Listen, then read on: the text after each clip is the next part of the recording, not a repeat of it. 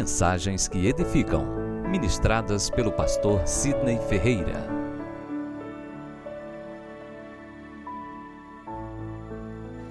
Queridos, nós estamos em um grande desafio nas manhãs de domingo, através do culto da palavra, que é ministrar livro por livro. E essa é a nossa quarta ministração e ainda não chegamos ao livro de Gênesis. Tudo isso para que haja uma nítida noção, realmente para que não haja confusão de entendimento. Primeira aula nós falamos sobre introdução à Bíblia, bibliologia, a parte da teologia que estuda a Bíblia, para que os irmãos tivessem noção do que é inspiração, revelação, iluminação, da autoridade, da credibilidade, da suficiência das Escrituras. Na segunda aula, nós falamos sobre o panorama do Antigo Testamento, para não nos sentirmos perdidos no tempo e no espaço. Não foi feito um esboço, uma abordagem apologética sobre todo o Antigo Testamento, entender os 39 livros, entender a Tenac para os judeus. Na aula,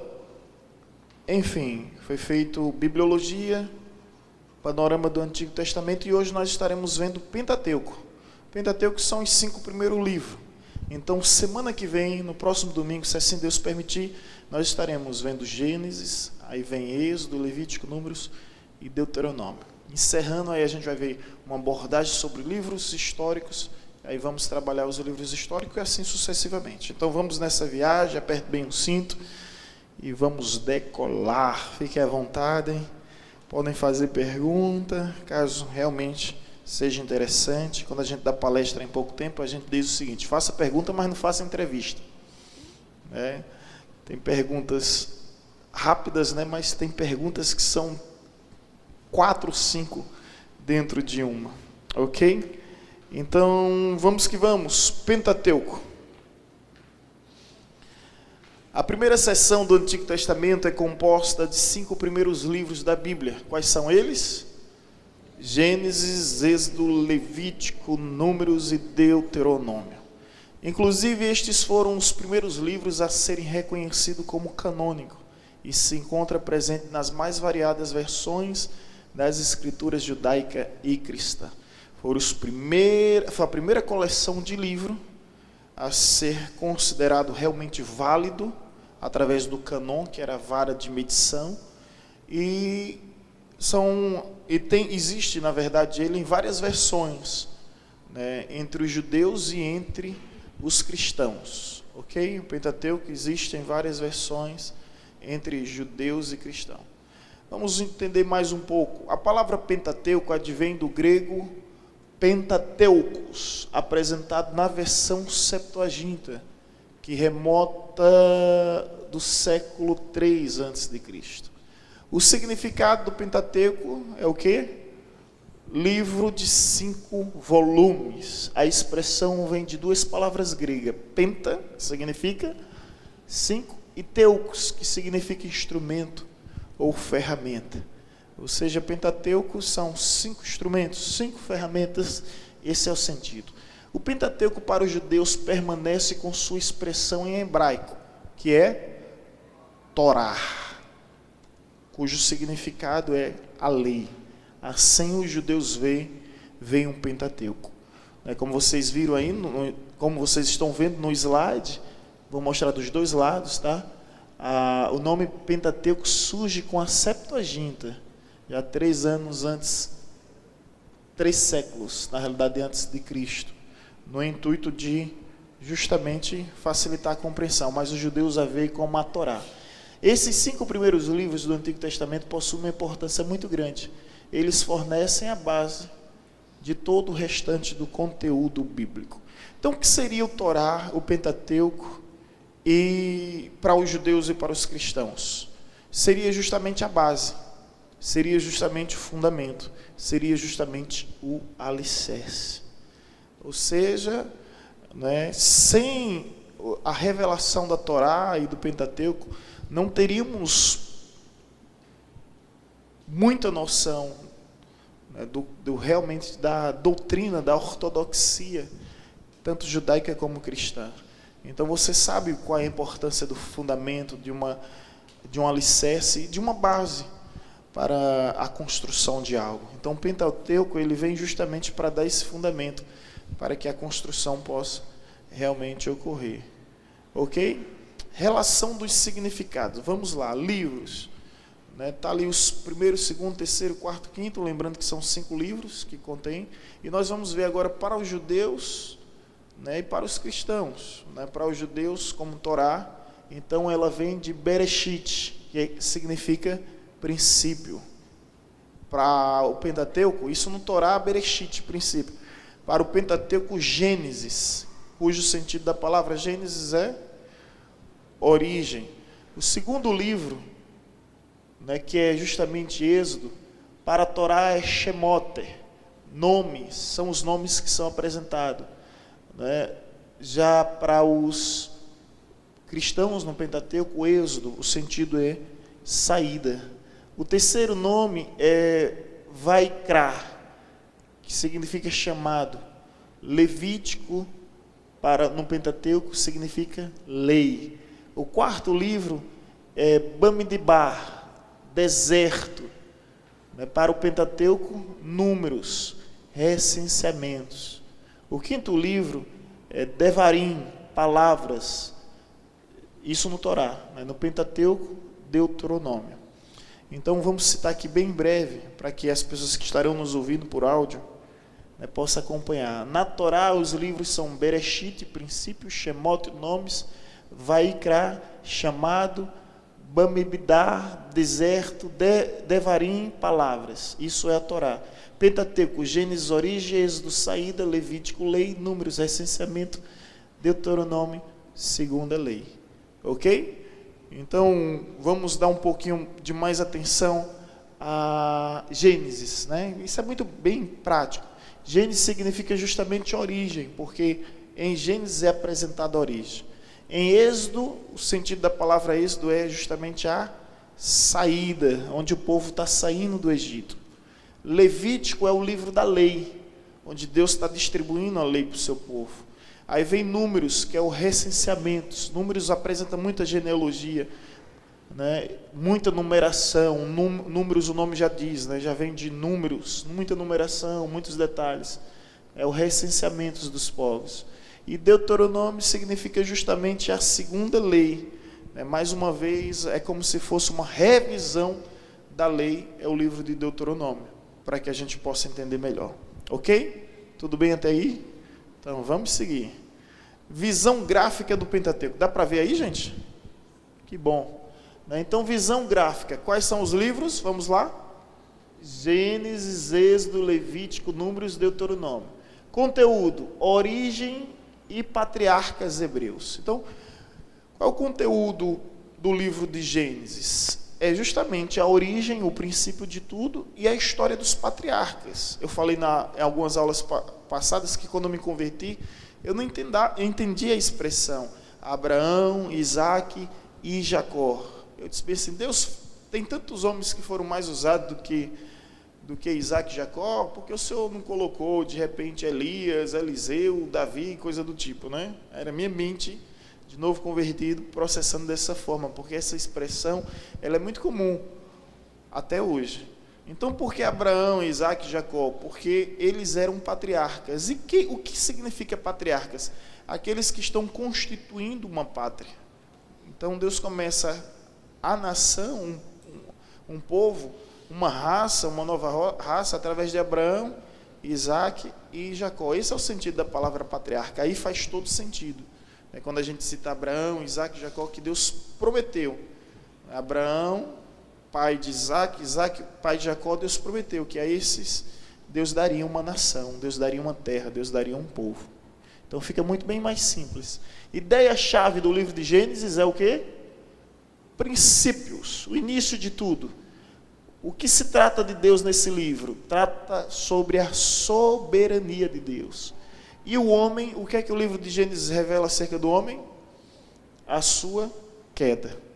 Agora vamos para o livro de Êxodo, conteúdo, o livramento do Egito e tabernáculo. Esses são os principais conteúdo. E a ideia-chave, libertação. como trata Deus através do seu poder, através da abrindo o mar, as pragas do Egito e toda a proteção e provisão que havia da parte de Deus no período do deserto. Então, como é que trata o homem? A redenção do homem é o livro de Êxodo. E agora vamos para o livro de Levítico. O que é que trata? Regulamentos religiosos e morais. Base, ideia-chave é legislação. Como é que trata Deus? Trata a santidade de Deus. Levítico aborda a santidade de Deus. A expressão sede santos, porque o Senhor sou santo, ela vem justamente daí. E como é que aborda o homem? Comunhão. Deus deseja que o homem seja santo, porque se não houver santidade no homem, é impossível que haja comunhão entre eles. Aí vem o Números. Números é a peregrinação no deserto. A ideia central, a ideia-chave do livro é a aprovação do povo de Deus. Você vai ver que Deus propositalmente permitiu o deserto para provar o coração do povo. Então, como trata Deus, como aborda Deus a sua severidade, Deus sendo realmente severo. O homem, como é que aborda a orientação que havia para o homem. Deuteronômio, conteúdo, repetição da lei. Ideia-chave, recordação, recordar. Deus é apresentado por meio da sua fidelidade e o homem a partir do seu destino, no sentido de direção. Então essa é uma visão gráfica do Pentateuco para que a gente tenha uma noção exata dos propósitos que havia. Então, gente,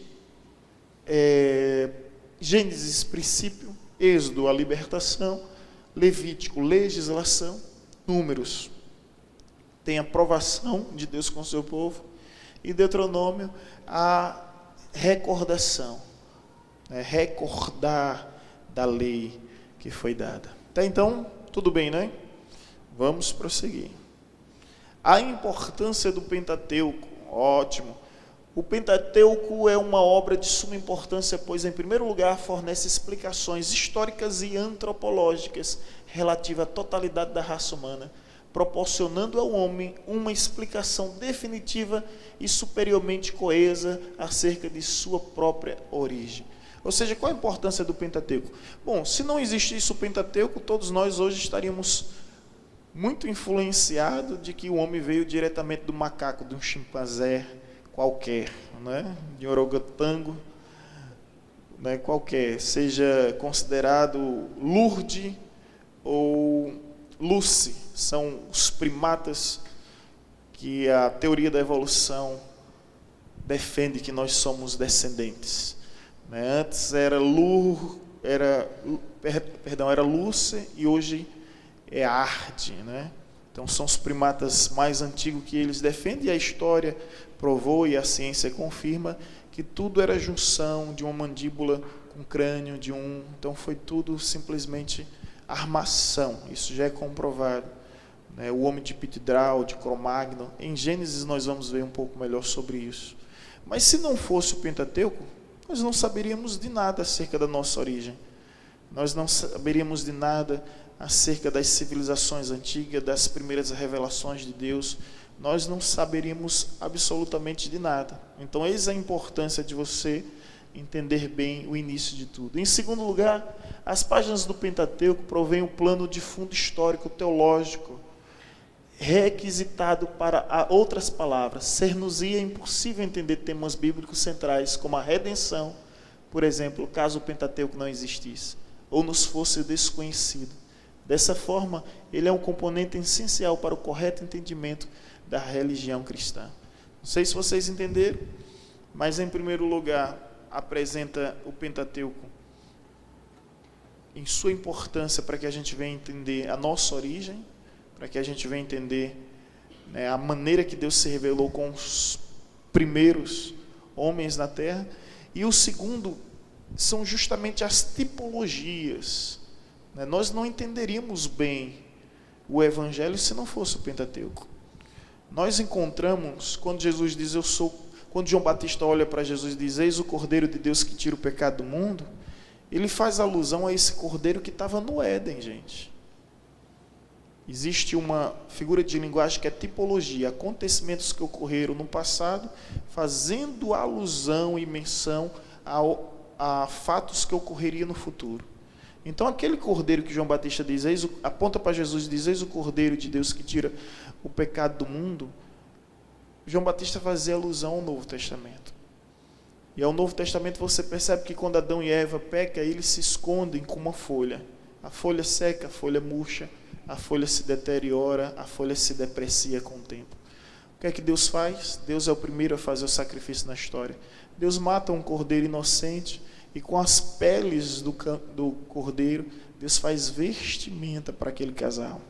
Já uma forma de expiação, já uma forma de cobrir a nudez, de cobrir o opróbrio, de cobrir a vergonha. Então isso já é uma noção de redenção. Lá no Éden, Deus faz uma promessa de como o Messias viria. Pense comigo, Deus poderia trazer o Messias ao mundo de qualquer forma. Quem já assistiu Arnold Schwarzenegger, o filme Exterminador do Futuro, que de repente ele vem vários raios, relâmpagos, caindo em um lugar e de repente ele surge. Jesus poderia vir assim, Jesus poderia vir adulto. Mas Deus faz uma promessa a Eva. Qual é a promessa que Deus faz a Eva? Do teu ventre surgirá aquele que esmagará a cabeça da serpente. Entenda isso. Gente, o Pentateuco é tão profundo, que entenda porque a esterilidade era considerada uma maldição no Antigo Testamento. E em várias partes da Bíblia você encontra isso. Por que a esterilidade é considerada uma maldição? Porque toda mulher, ela tinha a esperança de ser a mãe do Redentor, a mãe do Messias. Se ela não fosse a mãe, ela desejaria participar da genealogia. Então a mulher estéril, ela era praticamente excluída desse propósito de Deus. Por isso que você encontra, o sofrimento dos patriarcas. Abraão teve mulher estéril, que foi Sara. Isaac teve mulher estéril, que foi Rebeca. Jacó teve mulher estéril, que foi Raquel. Então você vê essa situação bem presente na vida dos patriarcas. Então a esterilidade era vista como uma maldição, porque um dia Deus fez uma promessa que do ventre da mulher surgiria aquele que... Agora, por que Deus fez isso? Olha que Deus tão lindo, gente. No Éden, Deus já valoriza a mulher. Deus já valoriza a mulher na sua origem, ao tirá-la da costela. Não tira da cabeça, não tira dos pés, não tira da cabeça para não dominar, não tira dos pés para não ser dominada, mas tira da costela que está ao lado. Há quem diga que por trás de um grande homem sempre é uma grande mulher, isso é a maior mentira. Ao lado de um grande homem sempre existe uma grande mulher que não se anula, que não se ofusca, mas que vive o seu empoderamento, não por causa do movimento feminista, mas por causa da crença feminina estabelecida em Deus. Então ela vive a sua importância. Agora, quando Deus diz que do teu ventre Deus está redimindo, escute só, Deus está redimindo a posição da mulher na sociedade. Porque a primeira coisa que Adão disse foi: a mulher que tu me deste. Sabe o que é que Adão está dizendo? Deus, o Senhor errou ao me entregar algo que não presta. É isso. Ele coloca a culpa na mulher e coloca a culpa em Deus. O Senhor errou. Foi a mulher que tu me deste. Eu não pedi nada, o Senhor que me deu. Foi a mulher que tu me deste. Ou seja, o Senhor errou ao me dar algo que não presta. Aí Deus vem através da mulher e redime a posição da mulher na sociedade. Ao dizer, redime não somente a posição da mulher, porque Adão, em outras palavras, disse que casamento não presta. A primeira pessoa que disse que casamento não é bom foi Adão. Miserável. Ele disse: foi a mulher que tu me deste, estava tudo muito bem, estava tudo muito sossegado, até o dia que ela chegou, desmantelou tudo. Não é? Aí Deus redime o casamento, o matrimônio, como um bem maior, e Deus redime a posição da mulher na sociedade. Apagou a TV aqui, desligou. Voltou a funcionar, apagou de novo. Voltou. Amém. Então Deus ali redime a posição, sabe por quê? O que é que Deus está querendo dizer? Que o seu filho, o Messias, viria ao mundo através do casamento. E viria ao mundo através do ventre da mulher. Então Deus redime ainda no Éden, o casamento como matrimônio sagrado, apagou. E redime a posição da mulher na sociedade. As irmãs podem dar um amém? Glória a Deus por isso. Então você vê a importância, né, do Pentateuco em vários aspectos e principalmente nesse. E a gente tem uma noção muito boa sobre a redenção através dos sacrifícios, né, existentes já no Pentateuco. Vamos dar continuidade. No Antigo Testamento, o Pentateuco é chamado de lei. Aí tem a série de referências, tá? Não dá para citar todas elas. Livro da lei de Moisés, livro de Moisés, livro do Senhor, lei de Deus, livro da lei de Deus, livro da lei do Senhor, livro da lei do Senhor seu Deus, livro de Moisés, servo de Deus. Então, essa é a maneira que o Antigo Testamento se expressa em relação ao Pentateuco. É a consideração de todo o conteúdo veterotestamentário acerca do Pentateuco. Então você percebe que o Pentateuco não é qualquer coleção. Eu diria que no Antigo Testamento é a mais importante, sem sombra de dúvida. Nós falamos aqui na introdução do Antigo Testamento que o novo sem o antigo está completo. Ou melhor, o antigo sem o novo está incompleto. E o novo sem o antigo é sem sentido. É sem sentido. Ok? Então essa é a maneira que o Antigo Testamento trata o Pentateuco. Vamos ver como o Novo Testamento trata. O Novo Testamento chama livro da lei, né? Tem aí as referências a cada citação, não há como pronunciar cada uma delas. Tem livro de Moisés, aí é visto como lei, é visto como a lei de Moisés e é visto como lei do Senhor. Então tanto o Antigo Testamento como o Novo Testamento reconhece a autoridade do Pentateuco. Se você tiver a oportunidade de um dia adquirir ou ler a Torá, faça isso. Não há diferença alguma da Torá dos judeus para o nosso Pentateuco. Mas se você puder focar no Pentateuco, faça isso, porque lá é a base. Lá é justamente onde se encontra o fundamento. Vamos ver agora a autoria do Pentateuco. Parece algo simples, mas a maior apologética que existe é essa aqui. Tá? Vamos entender. Há milhares de anos, a opinião tanto de judeus como de cristãos sempre foi unânime em afirmar que Moisés foi o autor, ou seja, o escritor do Pentateuco. Contudo, a partir do ano de 1650, começaram a aparecer diversos críticos, sugerindo que Moisés jamais escreveu. Estas primeiras dúvidas foram levantadas por homens como Hobbes, Peyers, Spinoza, Richard, Simon e Leclerc e outros. Veja agora que tanto o testemunho interior, os livros canônicos, como exterior, os livros não canônicos, indicam que Moisés é o autor do Pentateuco. Agora nós vamos ver uma refutação. Gente, preste atenção. Se eu for perguntar aqui, quem escreveu o Pentateuco? Gênesis, Êxodo, Levítico, Números, Deuteronômio. Todo mundo vai dizer foi Moisés. Mas se eu fizer umas outras perguntas, vai gerar uma confusão. Como, por exemplo, como Moisés escreveu se naquela época não existia a escrita? Não existia a escrita.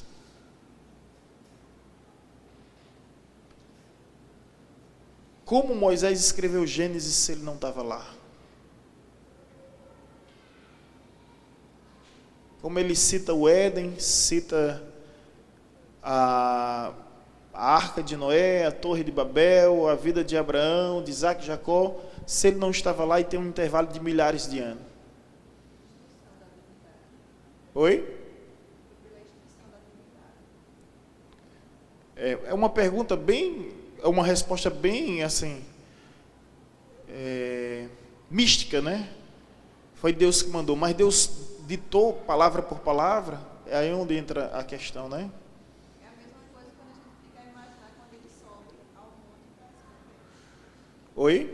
A mesma coisa quando a gente também fica, quando a gente passa a estudar, a gente fica a imaginar o que era que Deus instruía naquele momento que ele subiu ao monte.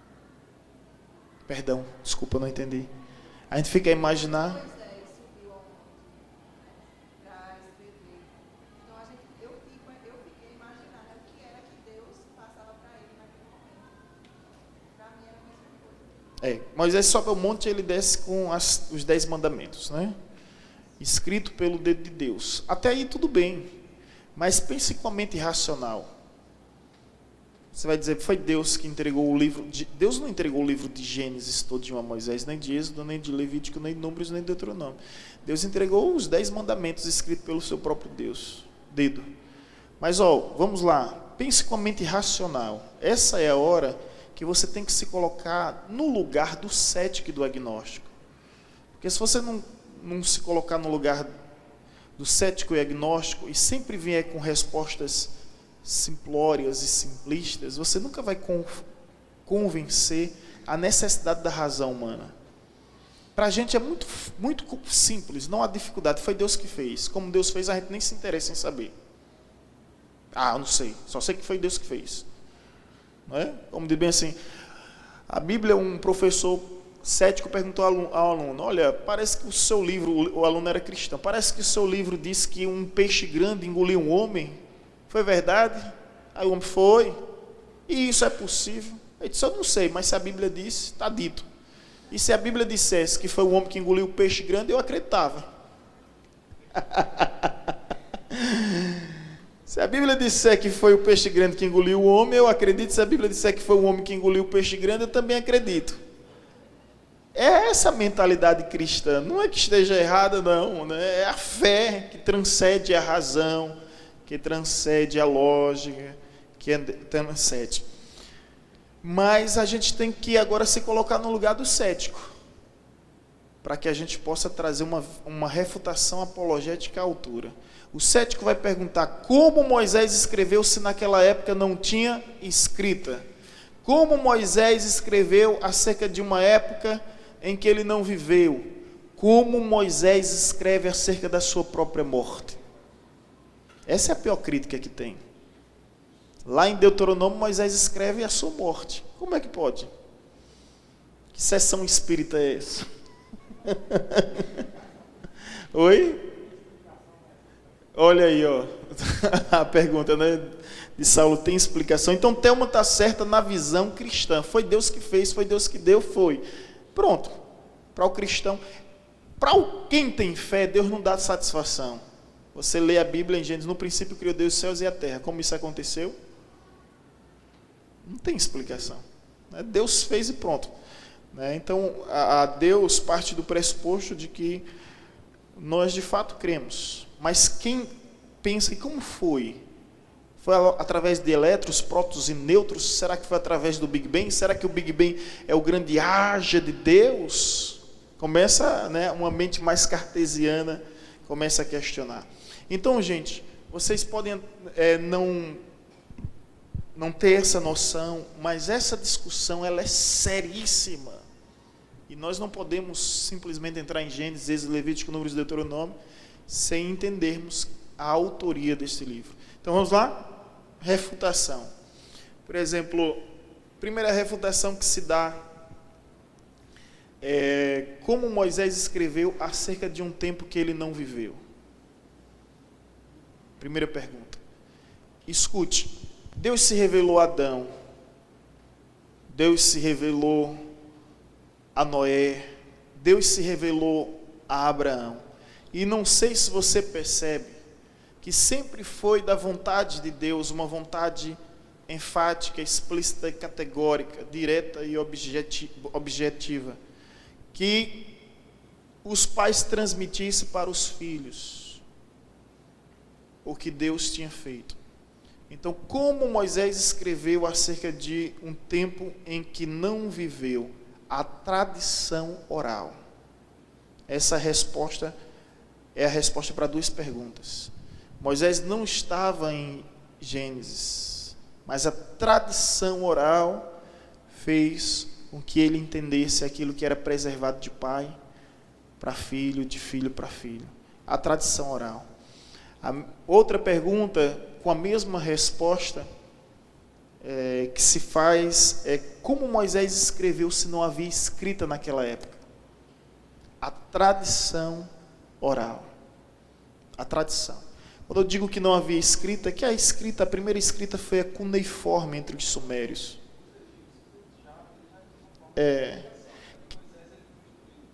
Ótimo, essa é uma resposta. Essa também é uma resposta. Nós vamos ver isso aí.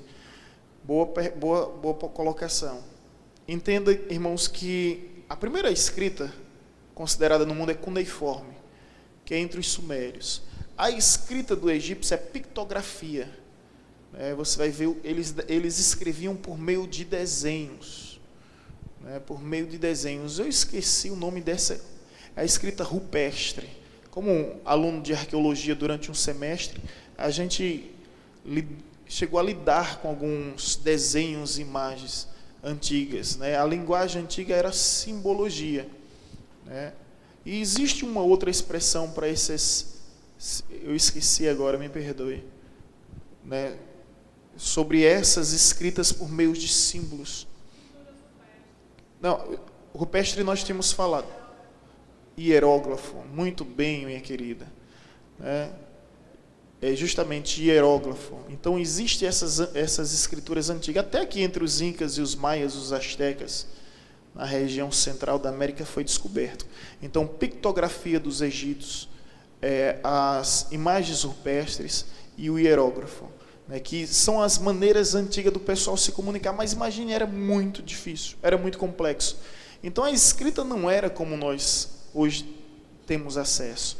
Então, essa resposta à tradição oral, ela responde duas perguntas. Quais são? De repente você está com um cético e ele questiona, como é que Moisés escreveu acerca de um tempo que ele não viveu? Aí você vai dizer, a tradição oral existiu. Aí alguém vai perguntar, mas como é que Moisés escreve numa época que não tinha escrita? Aí você vai dizer bem assim, tudo foi preservado através da tradição oral. Ele consegue catalogar, de fato. Mas você lembra que não existia livros, era tudo em papiro, era tudo em pergaminho. Papiro era folhas que ficavam ao redor do rio Nilo. Eis a importância da primeira aula. Bibliologia. A gente vai ver que tudo era feito em uma folha, chamada papiro, que ficava nas margens do rio Nilo. E pergaminhos vem da cidade de Pérgamo, que era couro de carneiro. Então se escrevia ali. Então por isso muitos escritos foram perdidos, porque o material era vulnerável demais, era frágil demais. Na caverna de Qumran, que nós vimos na primeira aula, que foi descoberta em 1948, muita coisa foi preservada por quê? Por causa da região que tinha grande quantidade de sal e acabou preservando. O sal tem esse efeito de preservar. Então até aí duas perguntas foram respondidas através da tradição oral. Agora, outra pergunta, que é tão complexa, que é dizer bem assim, como é que pode um hebreu escrever o Pentateuco, um livro tão vastos de conteúdo, de tantas informações, como é que pode um hebreu? O hebreu, gente, era considerado a ralé da sociedade naquela época. Ralé mesmo. Os egípcios tinham nojo dos hebreus, chamavam eles de pionhentos. Os egípcios não usavam cabelo, as mulheres não tinham cabelo, elas usavam peruca. Eles não tinham barba, os egípcios, era imundo para ele. E os judeus, as mulheres de cabelo longo, os homens de barbas longas, isso era muito comum na cultura. E era um povo que só sabia de uma coisa, só sabia cuidar de rebanho, de ovelhas. Quem foi Jacó? Camponês, homem que criou o animal e criou o campo. Quem foi Isaac? Quem foi Abraão? Camponês. Aí quando Deus leva eles para o Egito e permite que eles fiquem 430 anos, é aí onde a gente não entende. Deus está protegendo, a gente vai ver isso em Gênesis, tá? Deus está protegendo uma clã de 70 pessoas, que facilmente seria destruída por outros povos bárbaros e pagãos. Deus está dando a eles cultura que eles não tinham, noções de engenharia que eles não tinham a mínima noção. As pirâmides, você pensa que foram os egípcios que construíram? Foram os hebreus. Então, aquele tempo que eles passam no cativeiro, eles estão aprendendo muitas coisas a lidar melhor com a terra, com o cultivo, com a agricultura, tudo isso, ok? Aí alguém pergunta, mas Moisés era hebreu, e os hebreus são leigos. Aí você vai para Atos, capítulo 7, por gentileza, e você abre o versículo 22.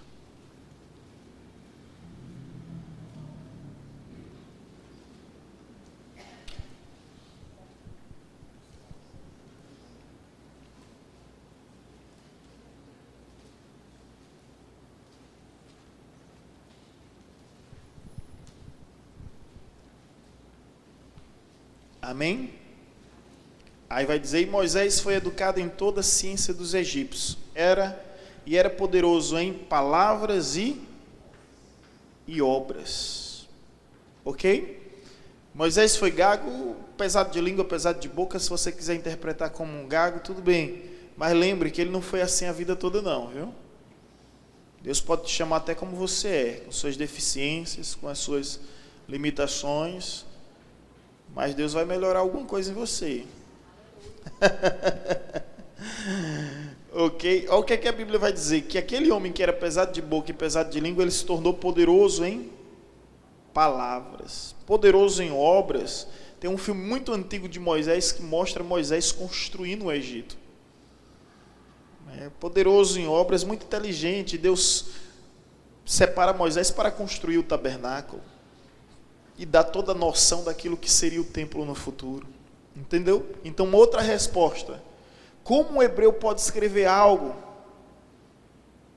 sendo ele leigo, ignorante, analfabeto? Não é? Olha aí a resposta. Ele foi versado, educado em toda a ciência dos egípcios. Então, aí 3 refutações. A quarta. Vamos lembrar? Primeira, como é que Moisés escreveu se ele não viveu no início? Como Moisés escreveu se não havia escrita? Como Moisés escreveu se ele era hebreu? E agora a quarta pergunta é como Moisés escreveu sua própria morte? Alguém tem a resposta? Oi?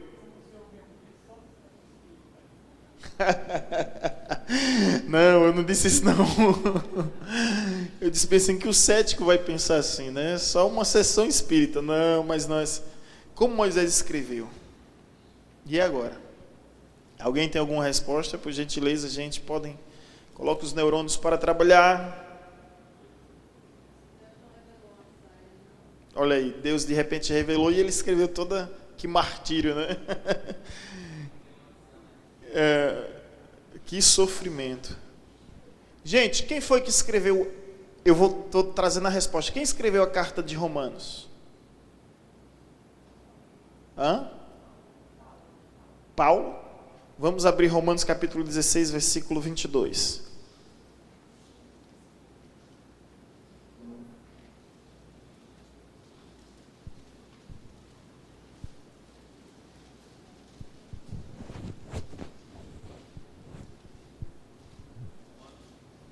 Romanos capítulo 16, versículo 22. Olha o que é que diz. Romanos 16, 22. Eu, Tércio, que escrevi esta epístola, vos saúdo no Senhor. Uma pergunta retórica para não confundir ninguém. Quem escreveu a carta de Romanos? Vocês estão certos.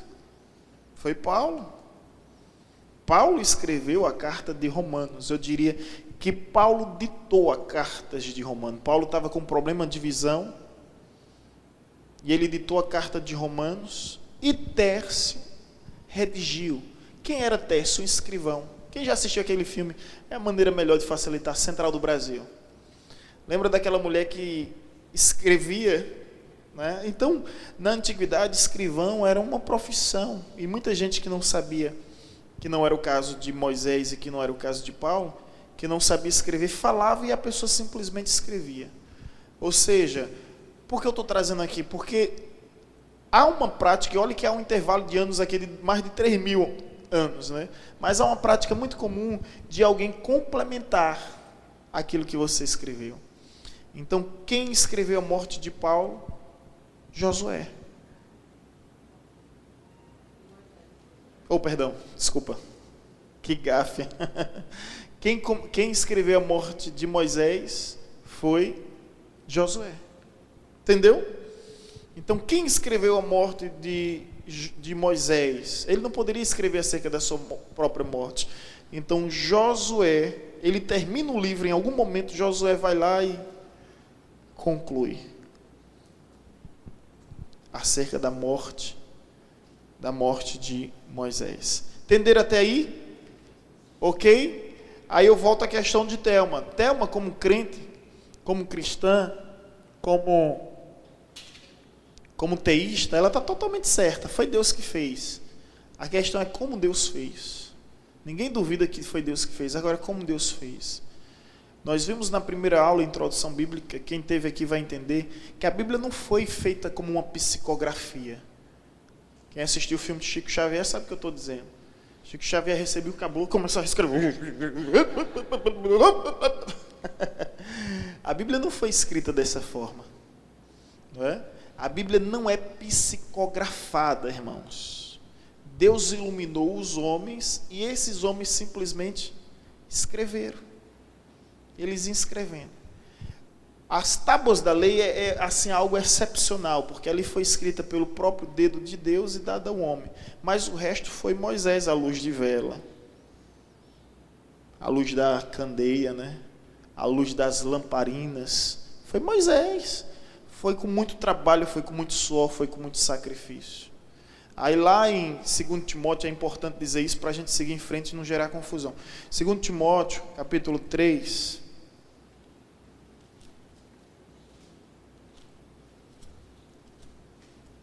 versículo 16, diz: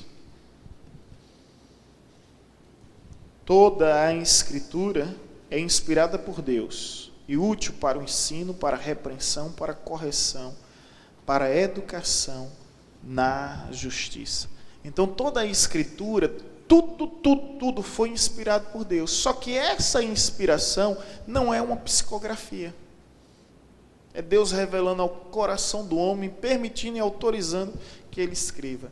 Vamos não só ficar em 2 Timóteo 3,16, quem puder anotar, eu colocaria a frase seguinte, a inspiração das Escrituras. Aí você bota 2 Timóteo 3,16 e você coloca também aí 1 Tessalonicenses 2,13. Vem comigo em 1 Tessalonicenses, volta um pouquinho. 1 Tessalonicenses 2,13.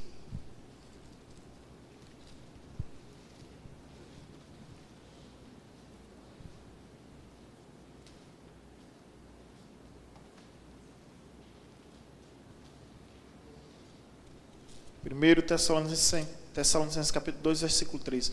Outra razão ainda temos nós para incessantemente dar graças a Deus, é que tendo-vos recebido a palavra que de nós ouviste, que é de Deus, acolheste, não como palavra de homens, e sim como em verdade é a palavra de Deus, a qual com efeito está operando eficazmente em vós, o que credes.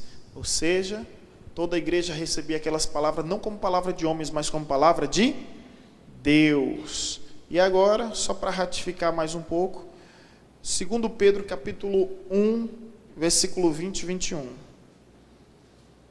2 Pedro, primeiro capítulo, versículo 20 e 21.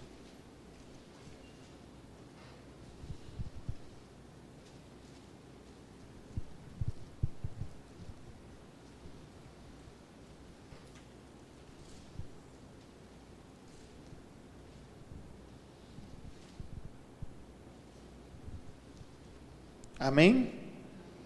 2 Pedro, capítulo 1, versículo 20 e 21. Sabendo primeiramente isto, que nenhuma profecia da Escritura provém de particular elucidação, porque nunca jamais qualquer profecia foi dada por vontade humana.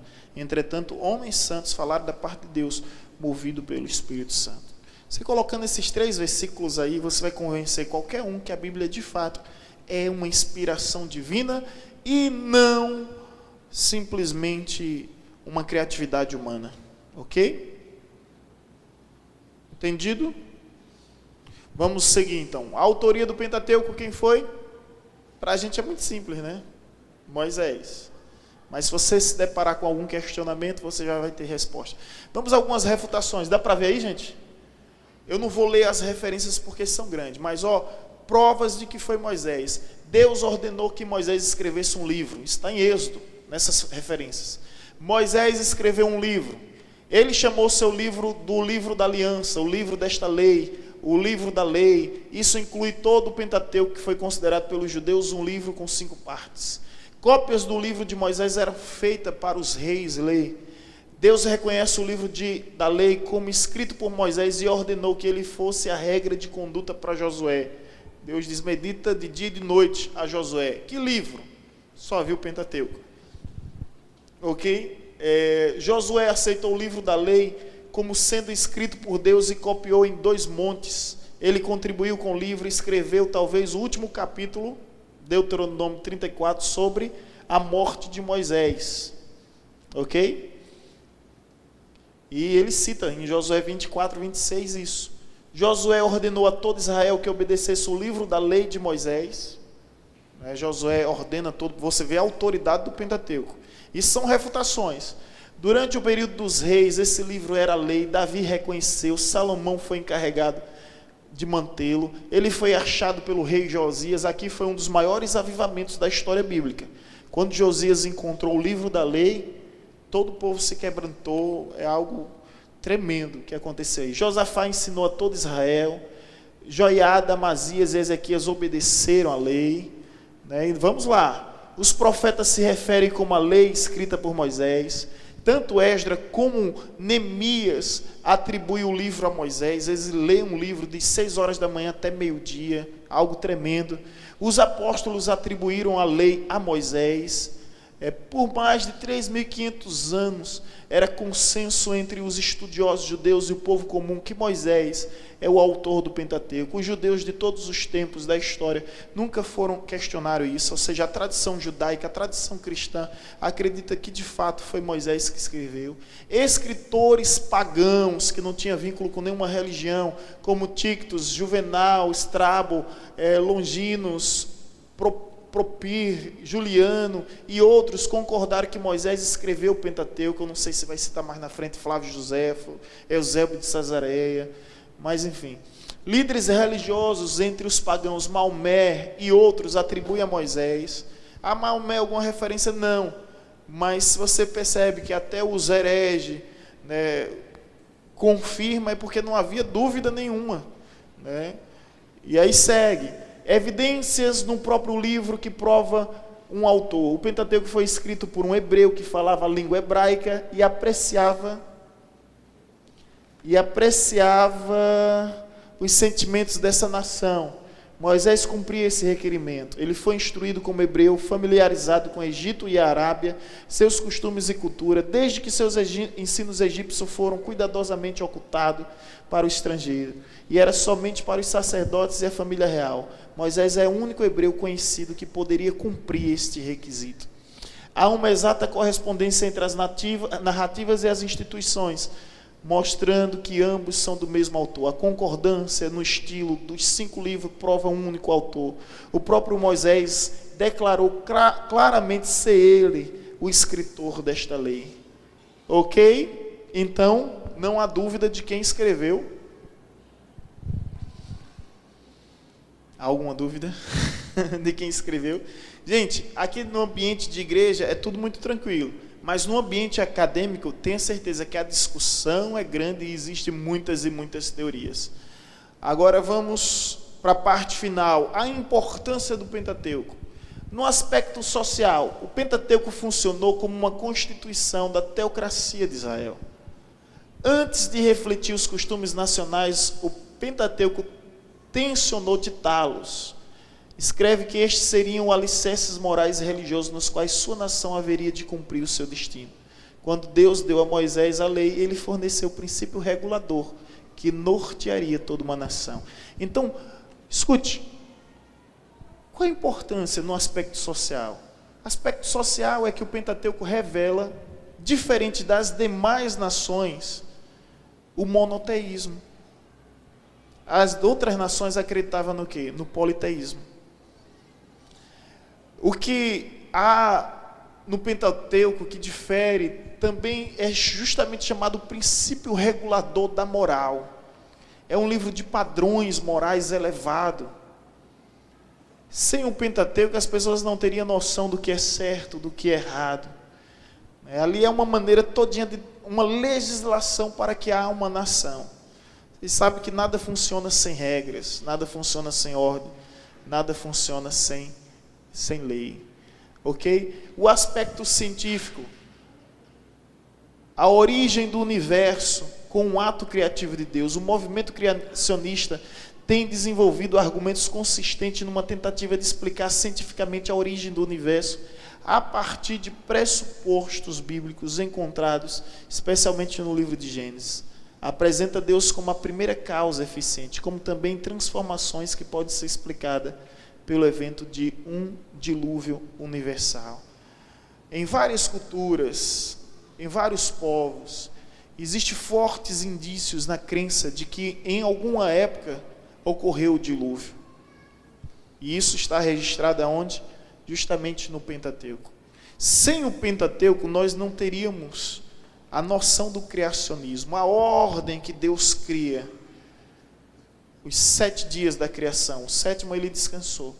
Mas os 6 dias, toda aquela ordem, não é por acaso, não está ali aleatória. Ali prova que realmente houve uma sequência na criação de Deus, uma sequência lógica, racional, para que houvesse um processo milagroso, mas também natural. Ok? A importância do Pentateuco, teológico, raízes do cristianismo e judaísmo estão profundamente firmados no Pentateuco. Tudo se firma ou tudo cai com a autoridade do Pentateuco. Você pensa que o Pentateuco não tem muita importância? Então deixa eu lhe dizer uma coisa. Se anularmos o Pentateuco, o cristianismo e o judaísmo desaba. Se é o fundamento, se é o alicerce, tira o fundamento e o alicerce desaba. Tuf. É como tirar a ressurreição de Cristo. É tirar o Pentateuco da Bíblia. Tudo desaba. Simplesmente desaba. Então, no Pentateuco encontramos informações e pressuposto para o desenvolvimento da teologia, a origem do universo, sobre a vida humana, o sentido da palavra pecado, surge lá. Essa expressão teológica, se de repente você ouvir em outro lugar, você vai entender, é chamado de proto-evangelho. O que é proto-evangelho? É o evangelho sendo anunciado no Antigo Testamento. Você pensa que foi Mateus, Marcos, Lucas e João que começaram a anunciar o evangelho? Você pensa que foi João Batista? Você pensa que foi Jesus? Jesus trouxe a revelação superior das boas novas de salvação. Mas o evangelho já é anunciado em Gênesis, Êxodo, Levítico, Números e Deuteronômio. Eu não sei se a gente vai ter condições de estudar o tabernáculo, mas há pouco tempo eu trouxe uma aula de tabernáculo. Eu não sei se foi esse ano ou ano passado, no final. Mas aqui ali mostrava que cada utensílio, que cada objeto, até a cor da cortina, faz alusão a Jesus Cristo. Os pães asmo fazem alusão ao pão da vida. O candelabro, que é o castiçal, e a menorá fazem alusão à luz da vida, que é Jesus. Tudo, a arca da aliança, tudo faz alusão. Então, no aspecto teológico, o proto-evangelho é a anunciação do evangelho antes de Jesus. E isso se encontra no Pentateuco. Ok? Até aí? Aspecto histórico, esses livros são os únicos a traçar uma linha contínua a partir de Adão. Todavia, na sua intenção apresentar uma história completa, não sua intenção apresentar uma história completa de todas as gerações e raças, mas sim um relato altamente especializado para a implantação do reino teocrático no mundo. Não é mera história, mas a história da redenção do ser humano pecador. História especial como motivo teológico por trás. História apontando para Cristo. O aspecto histórico é conhecer a origem da história, os primórdios da história, através do Pentateuco. Se a gente tira o Pentateuco, o que é que a gente vai se deparar? Com as teorias existentes. As atuais, vocês sabem, que o mundo veio do Big Bang, a criação. Só que a ciência descobriu uma galáxia que antecede a origem do Big Bang. E a ciência volta a rever seus conceitos, que já não pode atribuir o Big Bang como a origem de toda a criação. Mas antes da teoria Big Bang, que por mais absurda que ela seja, ela ainda, né, ganha um certo apreço diante das outras. As outras acreditavam que o mundo, os gregos, os romanos, interpretavam que o mundo veio, tem interpretação como essa teoria, que o mundo veio de uma casca de tartaruga. Tem interpretações antigas tão terríveis assim, né? Tão ridículas, né? Sobre a criação, da onde veio o mundo, que se tornam hilárias. E aí você se depara com o Pentateuco descrevendo tudo no aspecto realmente histórico. Nós vamos ver em Gênesis, tá? Essas teorias da origem do mundo. Por isso que eu não vou me deter um pouco aqui. Aspectos étnicos. O livro do Pentateuco descreve o começo e a expansão das divisões raciais no mundo. Quando você pega lá Mateus, e Mateus cita a genealogia de Jesus até Adão, aquilo é incrível, gente. Aquilo é incrível. Aquilo é fenomenal mesmo. Quando vai fulano, a gente não sente a menor graça, né? Mas para os judeus aquilo é tão importante. Deus um dia prometeu a Adão, Deus prometeu a Abraão, Deus prometeu a Davi. Ou seja, o Messias tem que cumprir todo esse requisito. Aí vem Jesus, né, atendendo todos esses critérios. Né, e Jesus atendendo toda essa orientação. Aspectos proféticos. O Pentateuco é o fundamento para os temas proféticos mais importantes da Bíblia. As profecias preenchem a interpelação histórica através dos demais revelações. Os aspectos proféticos, né, que existiu no Pentateuco ainda hoje são válidos, ainda hoje são de extrema importância. Eu estou convidando vocês a fazermos essa viagem por todo o livro do Pentateuco durante os próximos dias. Nós vamos ver Gênesis, Êxodo, Levítico, Números e Deuteronômio. E tudo isso se resume sobre a direção do seu povo. Imagine, Deus escolheu um homem para que através desse homem formasse uma família, para que através dessa família se criasse uma tribo, e através dessa tribo formasse o quê? Um reino. Vou recapitular. Deus escolheu um homem, Abraão, para formar uma família, para que através dessa família viesse a crescer uma tribo, e que através dessa tribo viesse o reino. Quem estuda o Pentateuco, estuda na certeza de que tudo que Deus deseja que o povo viesse a entender para o seu reino, está aqui. Então o Pentateuco é o princípio, é a direção, é a orientação. O Pentateuco é você estudar na certeza daquilo que Deus quer que você venha viver, venha aprender. Quando você pegar as 613 cláusulas da lei, que nós não vamos citar nem aqui, nem nos outros dias, você percebe que os 10 mandamentos era apenas um resumo da lei. Gente, o decálogo, nós vamos ver isso no livro de Êxodo. Eu ouvi um juiz que também é pastor, ele escreveu que todas as leis do mundo emanam do decálogo dos 10 mandamentos. Ali são as leis morais, mas entre aquelas leis morais existem as leis cerimoniais. As leis trabalhistas hoje é por causa do sabá, o princípio do sábado. Ou seja, Deus se importando com o homem, se importando com a sua saúde, se importando com o seu descanso. Então é incrível o conjunto de lei. As orientações dietéticas, para que o homem não comesse aquilo, carne de porco, por exemplo. Quando existe advertência no Pentateuco para carne de porco, é porque realmente é uma carne imunda, uma carne que contrai várias bactérias e que, transmite várias doenças. Isso com o seu povo já estava sendo orientado. Quer ver um detalhe? Só um detalhe para a gente concluir, porque é melhor apresentar nos livros. Circuncisão vem do Pentateuco, onde Deus instrui Abraão a pegar uma pedra, afiá-la, pegar o órgão genital do seu menino e ali arrancar o prepúcio, que é aquela pelezinha que alguns têm dificuldade, fazem até fimose, cirurgia, né? Tem fimose, faz aquela cirurgia para circuncisar e arrancar. Aquilo era visto como um ato terrível, um ato abominável entre os povos, porque ali era uma espécie de sacrifício. Aí por que Deus fez isso? Por que Deus fez isso? Uma incógnita que veio ser respondida no século XX, século passado. Até então ninguém sabia, obedecia por obedecer.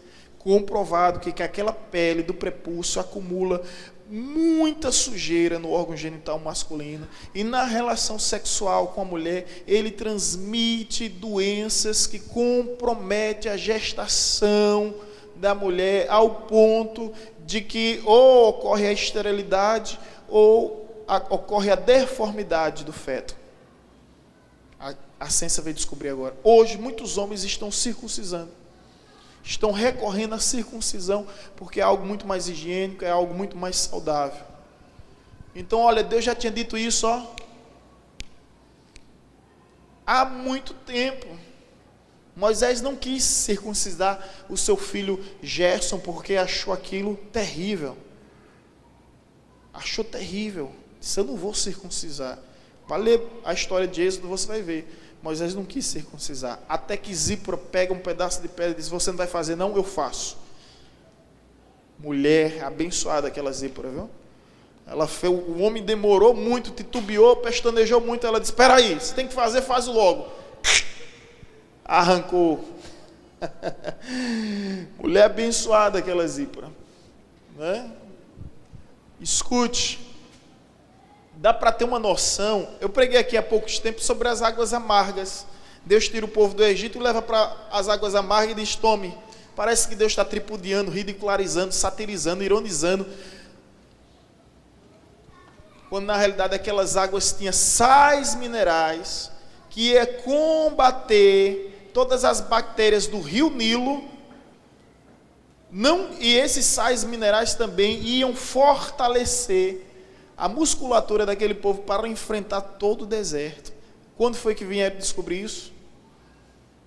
Século passado. Que as águas amargas de Mara eram medicamentosas, e o povo, quando engoliu, cuspiu. É por isso que quando Deus diz: vai morrer tudo no deserto, eu dei remédio, não quis. Vão morrer tudo no deserto. Gente, quando Deus manda, obedeça. É aquilo que Jesus disse: olha, o que eu faço hoje vocês não entendem, mas amanhã vocês entenderão. Então Deus está nos dando uma instrução, Deus está nos dando uma orientação, e a gente quer entender. Só que Deus não nos chamou para entender, Deus nos chamou para obedecer. E detalhe, Deus não dá satisfação a ninguém, Ele apenas dá direção. Quem quiser que se cumpra, quem não quiser que se perca. Coloco diante de vós, eu acho tremenda essa passagem que está no Pentateuco: chamo o sol e a lua para serem testemunha entre mim e ti, porque coloco diante de vós o bem e o mal. Escolhe, pois, o bem para que vivais. Deus não somente dá as opções, Ele vai além. Ele dá também a sugestão. Olha, isso é a opção, o bem e o mal. Mas Deus não fica calado. Ele escolhe o bem para que vivais. Então o Pentateuco é muito sábio. É fato e evidente que eu não posso concluir nem encerrar sem dizer que muitas orientações do Pentateuco não são válidas para o nosso tempo. Não são necessárias para o nosso tempo. Porém, a essência, o teor do livro, os irmãos entendem que é de extrema importância. Quando eu digo que não são válidas, nós vamos ver no decorrer da abordagem de Gênesis, Êxodo, Levítico, Números e Deuteronômio, o que não faz mais sentido, o que foi realmente substituído. Então, por fim, o Pentateuco possui uma relevância vital na revelação especial de Deus. Ele dá início do conteúdo escriturístico, fornecendo uma visão clara de qual é o ser Deus, qual é o ser antrópico e como se dá o relacionamento entre eles. O Pentateuco é uma das histórias das alianças da graça de Deus que, em seu desdobramento, formaram uma nação sacerdotal e santa que levaria a salvação a todos os povos. Repetir essa parte terminal. O Pentateuco é uma das histórias das alianças da graça de Deus que, em seu desdobramento, formaram uma nação sacerdotal e santa, que levaria a salvação a todos os outros povos. Eu espero que a partir de hoje você desperte no seu coração o desejo de conhecer mais o Pentateuco. E faça o desafio. Semana que vem é Gênesis. Comece a ler agora a Bíblia do início ao fim. E vamos fazer essa viagem de 66 livros, né? Que eu acho que eu não termino esse ano. Vai ser uns 2 anos para terminar essa longa viagem. Então venha, nos acompanhe. E o desafio é lançado. Chegue em casa hoje, leia o capítulo de Gênesis. Quando você chegar, semana que vem, sua mente vai estar muito mais aberta. Pode fazer perguntas acerca das complexidades existentes. E vamos, ao longo desse percurso, trazendo toda essa abordagem. E eu espero que você traga papel, que você traga caneta, que você possa fazer suas anotações e que de alguma maneira seja produtivo em sua vida, ok? Porque eu digo aos irmãos, está sendo muito produtivo na minha vida. Está sendo enriquecedor, essa série de ministração sobre livro por livro. Vamos nos colocar em pé em nome de Jesus. Thelma, entendeu, Thelma?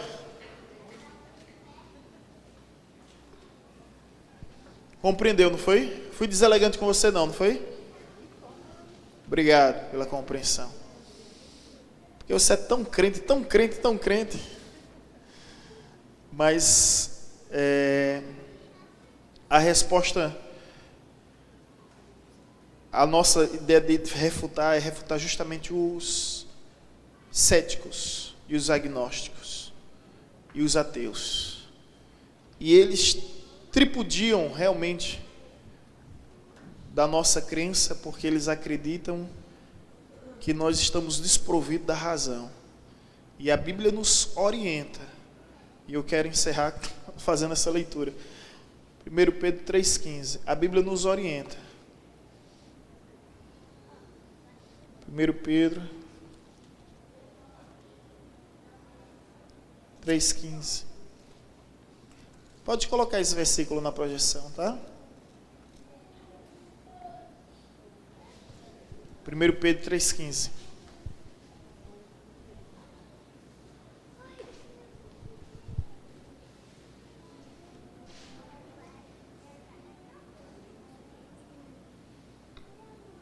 Amém? Antes santificai em vossos corações a Cristo como Senhor, e estai, o quê? Sempre preparado para responder com mansidão e temor a todo aquele que vos pedir a razão da esperança que há em vós. Você tem esperança? Legal. Agora, qual é a razão da sua esperança?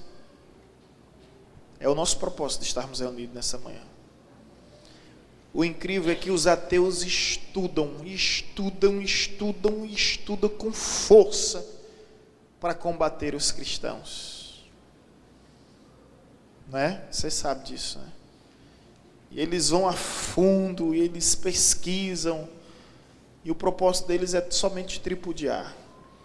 E nós somos exortados e advertidos pela Bíblia a apresentar a razão da esperança. Você tem esperança? Amém. Agora a pergunta é, qual é a razão? Então que os irmãos entendam que a nossa fé não é uma fé sem razão. Isso é fideísmo. Isso é superstição. Nós temos uma fé racional. Amém? Nós temos uma fé. A razão não é suficiente para convencer o nosso coração.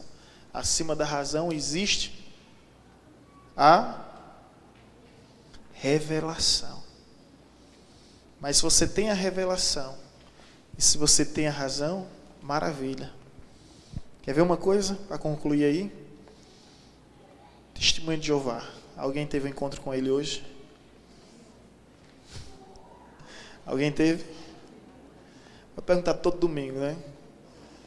Um dia 7:30 da manhã do domingo. Despertador programado para acordar 8:40, para tomar banho, tomar café, dá tempo de voltar. 7h30, plim, blom, plim, blom. Eu disse, deve ser algo urgente, que eu nunca vi tanta assistência. Quando eu vejo dois homens com a malinha preta. Eu disse, é o quê? Aí disse bem assim, nós queríamos fazer uma visita. Rapaz, isso já aconteceu com você? Sobre o Senhor, daqui a pouco eu vou acordar para ir para a igreja, por favor, me entenda. Né? E parece que quando ele sabe que você é cristão é que eles insistem mais. Você conhece o nome verdadeiro de Deus? Nilde, Januário estava, né, no leito de enfermidade e do lado tinha um testemunho de Jeová. Nilde sabe o que é isso. A gente foi fazer a oração, ele não aceitou a oração. Quando eu estou saindo, ele fala para o vizinho, para o familiar do lado, e ele falou para que eu pudesse escutar. Você sabe qual é o nome verdadeiro de Deus? Oi? O tempo todinho, né? A mente cauterizada, né? Agora esse povo sai de dia e de noite e de dia, todo domingo de manhã. Eu poderia estar, tem até um plágio, né? uma paródia que fizeram. No domingo de manhã, tão lá. Agora deixa eu dizer uma coisa, crente. Se tu não estiver preparado, tu pegar um testemunho de Jeová, tu vai levar uma surra. Uma pisa bem dada. Aí tu vai sair tão envergonhado. Porque os filhos das trevas são muito mais astutos do que os filhos da luz. Os filhos das trevas, vai a fundo e desce as profundezas da informação para convencer e persuadir. Enquanto nós nos conformamos somente com foi assim, e foi assim porque foi. E é assim porque é. E é assim porque é assim e pronto. Vamos além. Vamos apresentar a razão da esperança que há em nós. Amém?